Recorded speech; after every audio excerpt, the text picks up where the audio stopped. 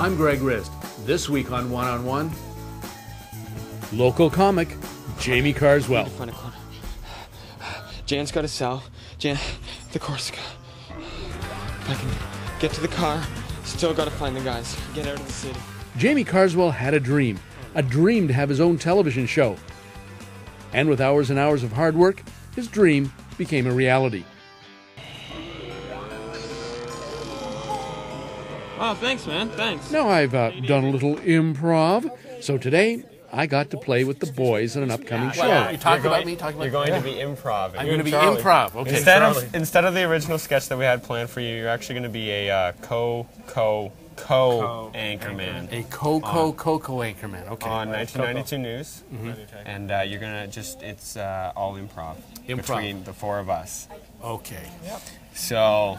Ready for a roller coaster of fun? Yeah, roller coaster of sure, fun. I'm up for fun. We'll set up our stuff and we'll see how Greg can do. Working with the older guys, it's tough. Hey, what? What? Do what you gotta do. It's tougher. Yeah, we'll see you in there. Guys. Charlie Chaplin was funny, you know. So, Greg, one of the first things that you got to do actually working for the Carswell show is you're also a crew member. Not only are you casted, your crew as well. And you want me to turn the lights on? Yeah, you're going to power up the lights for us. Lance, you're going to get the camera gear. Sure, I'll power up the lights. And we're going to get our costumes on because, that's what we do. So we're actually going to leave the studio. The show is done on a shoestring and is produced on consumer camcorders and computers. Two penguins walk into a bar. Greg, you got to Greg, can you tighten in with Jan there? Do I get paid extra for this? Yes. Yes, Karen's pockets. Oh, yeah. Are deep. Okay, tell me what the shot's Very like. deep. Tell me what the shot's like, Mr. Goosen. Big, deep. Basically what's going to happen is once he calls action, we just roll and just go with the flow of it until we eventually call cut. We ramble. Okay. We throw this, the thing, everything like, that happens, we throw the news, and it's just weather. So this is the complete script right here. Yeah. That's the complete script. That is Right there. official. We will be following This one is script. very important. That's my part right there. That's your part there? Yeah. Okay. I got a little part at the bottom. Get ready? We can go. That's okay. And it was like exactly like this one. And it was basically, hello and welcome to 1992 News. I'm Michael C. Stansbury, your anchorman. And hi, I'm Bill Rick, co-anchorman. Charlie Birdseed, co-anchorman. And I'm Larry Pickupon, the co-anchor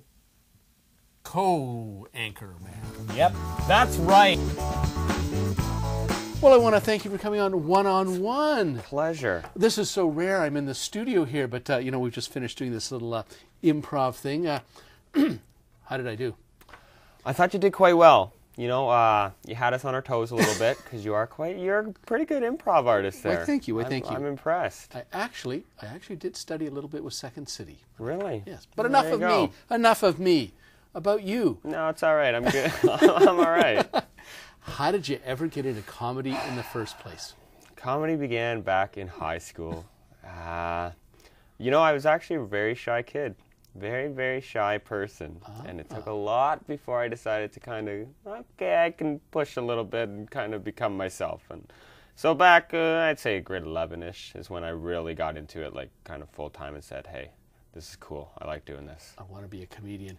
How much do you think it is that insecurity that you push beyond that actually makes you a comic or an actor? How much? Well, a lot of I personally, I'll admit, I was an insecure, shy guy, and you don't really want to live your life that way. So you want to learn what you can do to push, and eventually, I think I kind of went through a whole process where I said, it really doesn't matter what people say about you. It really does not matter, and I think, unfortunately, a lot of kids nowadays are like, oh, they said this is not cool, this is cool. So I kind of took it upon myself and said, okay, I'm going to do this. I don't care what people are going to say. I could be an idiot. Who knows? And I went forth, and I think you have to, in the beginning, to do that, you have to be a little insecure about yourself, or else you're just some loudmouth person running around because you're very confident, I guess. I don't know. I think you got to start with insecurity. What were some of your early comedy ventures? Well, it began once again in high school, and I remember borrowing a media arts class. I borrowed a camera, and I took it out March break, ran around. I was a big fan of Tom Green at the time, and that is one of the reasons I think I really began to kind of expand my personality a bit. Ran around through the mall. I've done everything. You know, everything was kind of a wannabe back then to Tom Green. You know, I've been chased by the security guards. You know, you do exactly what you saw on TV. And eventually that becomes repetitive, but it was a lot of fun back then. You know, you're like, what are you, like 16, 17, and you're just running around goofing off with friends and going in and out of stores and really pointless, ridiculous stuff that makes absolutely no sense whatsoever. Did you have fun? I had a blast. I had an awesome time. I think that's the important thing, as long as you're having fun. Yeah, it was different.